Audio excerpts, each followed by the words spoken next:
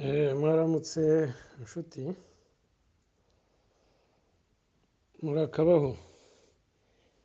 ni kabeho kanyarwanda alias Sylvestre ubasuhuza uyu munsi ni kuwa kabiri kuwa gatatu ni kuwa gatatu tariki ya mbere y'ukwa munani 2018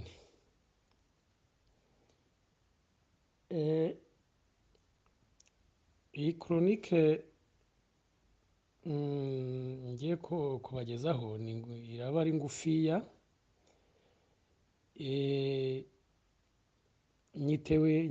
nyitekerejeho kubera iyi actualité ishyushye yatugezeho yuko Perezida Kagame mu minsi yashize yaragiye kwica Museveni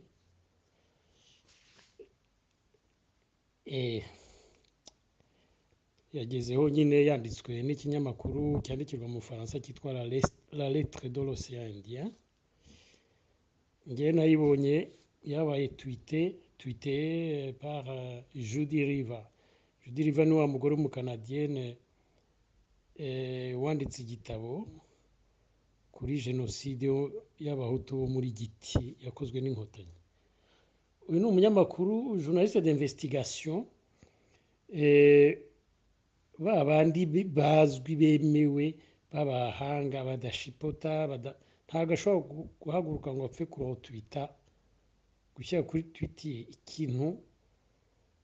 kidafite imbara atabona ko ari information ikomeye. Donc rero ni information buri aba yaverifiye ni umudamu nyine d'investigation ukorana na za service za renseignement cyane cyane z'ibi bihugu bikomeye.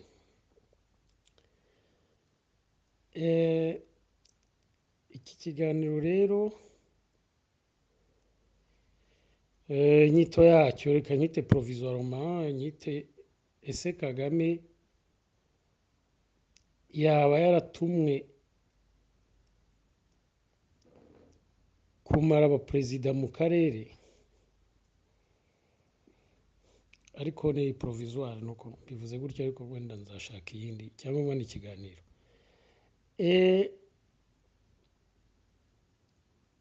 En fait tubanze turebe uburyo kuko kuba Kagame ashaka kwica Museveni byo bimaze igihe donc abantu bavuga ko ashaka gukoresha za service zo muri Uganda DMI tusa ngo amuroge cyangwa mwice ibintu nk'ibyo kwa. Tumaze iminsi tubyumva abitwa bamarara bakame mu baba specialiste muri politique ugandaise bajya bivugaho kandi ugasanga bavuga ibintu biri credible. Yewe gusa ikinyenterpora muri information ikinyenterpora cyane ni le mode opératoire yari giye gukoreshwa kugira ngo Museveni yicwe. Ça c'est une chose. Ikindi cya kabiri kinyenterpora c'est ni le service yabivumbuye noneho ikalerta Museveni quoi.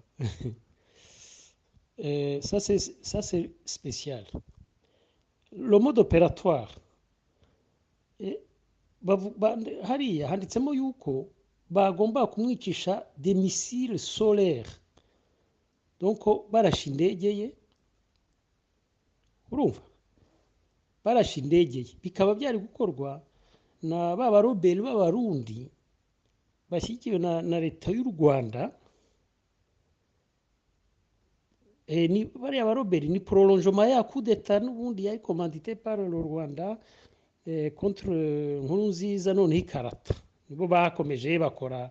gerilla boperera hariya muri za Sud Kivu hariya kwa no mu Rwanda évidemment. Noneho bakavuga muri article yuko abo ngabo bari barabonye le plan de vol y'indege ya Museveni. Donc Museveni yagomba kujya mu nama mu Burundi icyo gihe. Noneho abo bantu ils se sont procurés donc babonye le plan de vol y'indege noneho bapanga kuyimanura avec des missiles solaires nka kwa kundi exactement le même mode opératoire y'ukuntu indege Habyarimana yamanuwe kubera ko nkuko tubizi babanje kujya donc uwitwa Colonel Karegeya icyo gihe wategekaga service extérieur de renseignement y'inkotanyi niba ari colonel cyangwa yarakiri major il était à Dar es Salaam gukorana na service za Tanzania abona le plan de vol ayicomunica abantu z'aba Kayonga wategekaga ingabo za FPR muri CND za zindi bitaga 600 ariko ngo zari ziye 5,000 noneho muri uwo munsi dans la journée abasirikare b'Ababiligi bari muri DMI bakora indi mission ngo muri parike kugeza n'ubu abantu bibaza yariyo ariko des spécialistes bamwe na bamwe bavuga ko c'était justement une mission de reconnaissance ya plan de vol ya indege bari babonye déjà le plan de vol ariko bagiye noneho kureconnaissa nyine guturuka mu Kagera kwa kundi indege iva Tanzania ukuntu iza etc. Voilà donc le même mode opératoire. Ça c'est ikirero c'est très important kubera ko les missiles zo kurashisha za misile bagahanura indege itari helicopter indege n'avion de ligne ntabwo ari technologie yoroshye ikorwa avec l'intervention d'un service de renseignement au moins imwe d'un pays occidental. Urumva ahangaha rero ikinanyemeza ko ariko byagenze nuko même le service yarivumbuye c'est un service homologue donc niko nabyita la DGCE donc la direction générale de la sécurité extérieure y'Ubufaransa mbese ni nka CIA y'Ubufaransa donc c'est le pendant de la CIA y'Ubufaransa donc service de renseignement extérieur y'Ubufaransa nibo babivumbuye donc niyo mpamvu ngiye ishobora gusupoza yuko kuba aribo babivumbuye ni ukuvuga ko en fait byari byateguwe na un autre service d'un pays occidental. Ahangaha ndetse je peux m'avancer nkavuga ko c'est soit la CIA des États-Unis soit un service iriya service de renseignement y'Ababritannique kuko en général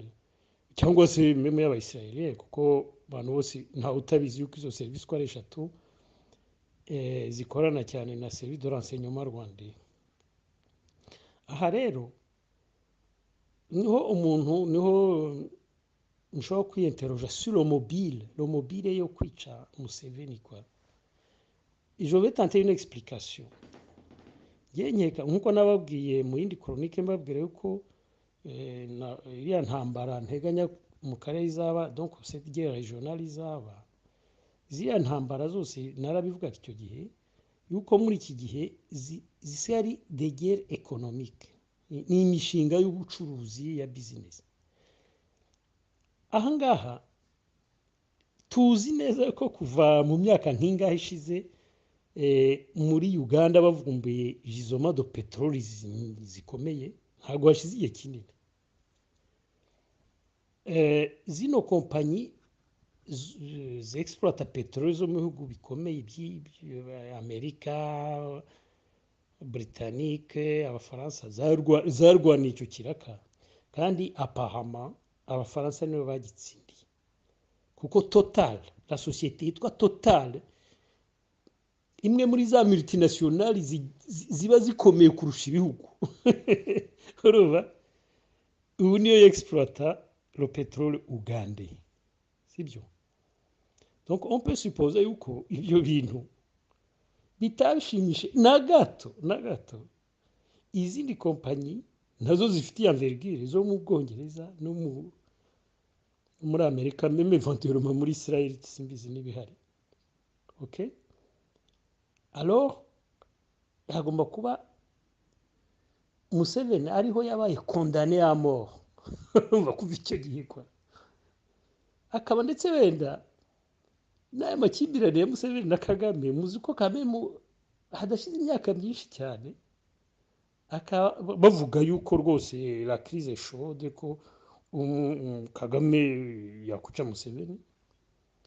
byatangiye à peu près à la même période nyine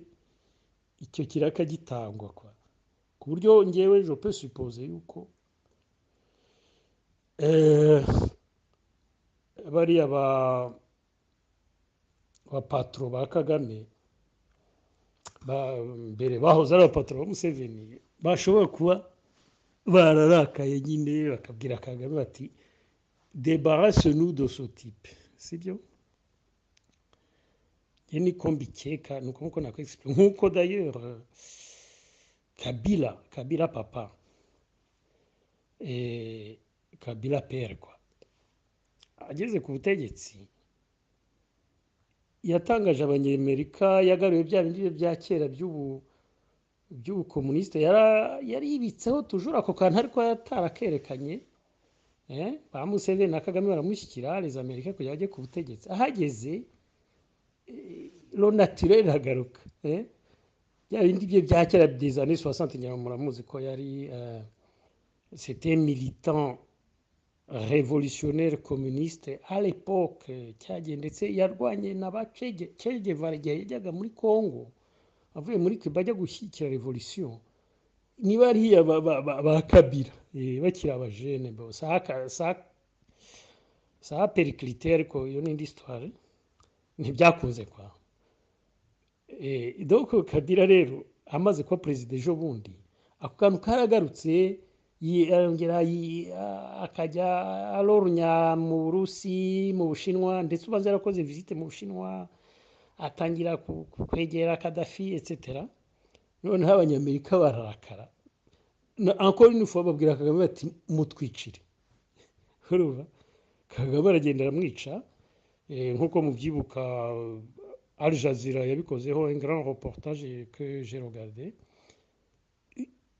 donc umuntu wamurashe umwe mu bakoze iyo operation baramufashe bamusangana carte de visite y'umudiplomate umudamu w'umudiplomate américaine wari muri ambassade des États-Unis à Kinshasa donc qui a piloté l'opération ariko avec les Rwandais buryo uwo mugore iryo joro yari yanafashe indege yagiye nyine yari yapanze umupango arangije ahita agenda kugira ngo bibe adahari bon donc le contrat yo kwica Kabila Kagame yarayisinye arayifata ayifashwamo n'abanyamerika aramwica mbo ariko si ubwa mbere Kagame akora operation yo kwica umulideri mu karere abihawemo ordre abanyamerika cyangwa abongereza cyangwa mbese bari abaparebe kwa uwa mbere yahereyeho ni umuntu bavaga indimwe kuva indimwe rwose bareranywe bari inshuti y'amagara witwaga Rwigema kwa Gisa Rwigema wabaye general major kuko niwe wagombaga kuyobora inkotanyi niba abantu babyibuka ubundi umushinga w'inkotanyi ya la base zigitangira zigikojita byo bitagarano n'ibiki byose ubundi c'était une organisation de connotation plutôt socialiste communiste ni nayo mpamvu Nyerere yari yabashyigikiye cyane ubwo Nyerere yashyigikiye inkotanyi cyane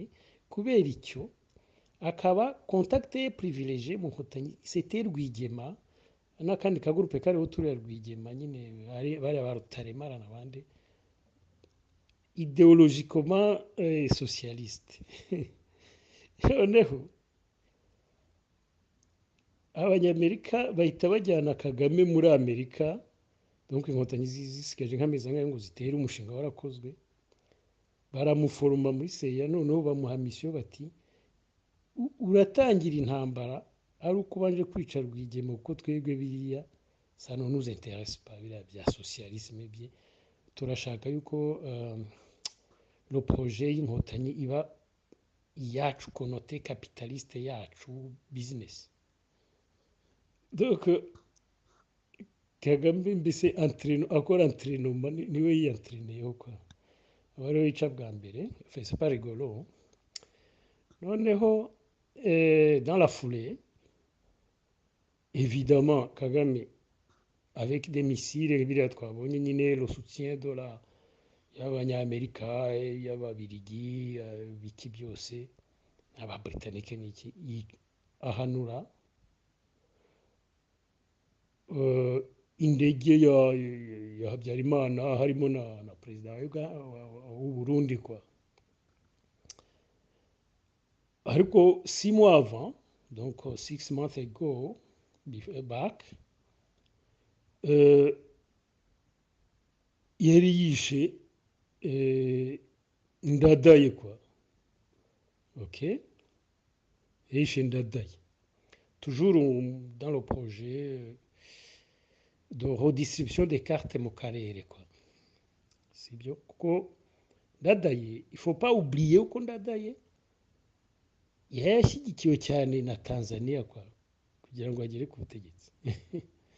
nawe il était connoté plutôt socialisant kimwe n'uyu nkuru nziza nyine ko yaje navuye plutôt du côté de la Tanzanie bon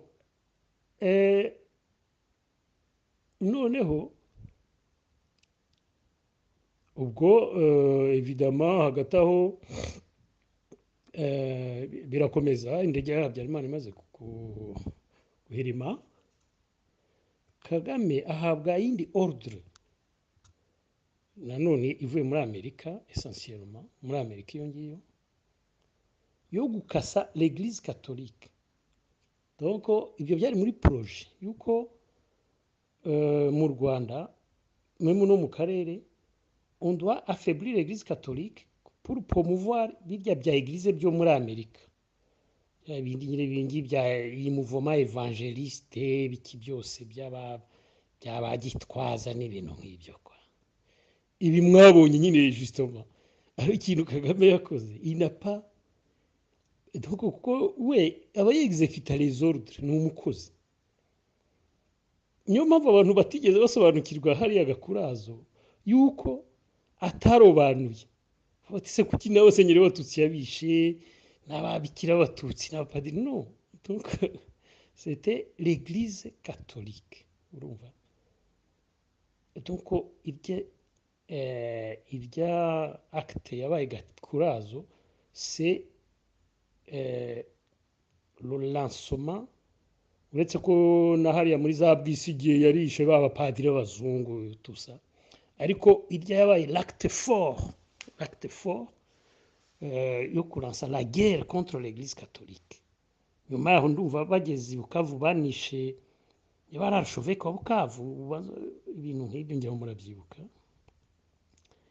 la guerre contre l'église catholique yarakomeje ku buryo l'église ubungubu ni très affaiblie yabaye mu Rwanda ubungubu uretse ko mu minsi yashize ubwo nabyo wenda tuzamenya impamvu Kagame yatatse gatoya kuri les églises évangéliques ariko c'est une autre analyse mais muri rusange donc l'église catholique yagomba kuba kase igasimburwa na ziriya église zo muri Amerika quoi parce que l'église catholique c'est une force